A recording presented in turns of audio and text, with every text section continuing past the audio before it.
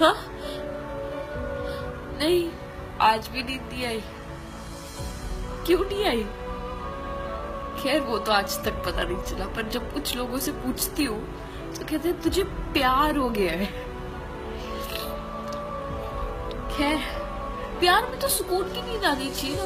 उससे बात करके सोते हो, सुबह सुबह गुड मॉर्निंग मैसेज आता है, पर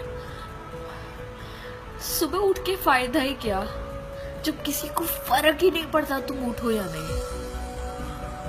पहले आती थी, बीच में आती थी, बहुत अच्छी आती थी, पर अब फिर नहीं आती। शायद पता है क्यों नहीं आती, बस दिल मानने को रेडी नहीं है। आएगी, एक दिन जरूर आएगी, सुकून की नींद जरूर आएगी।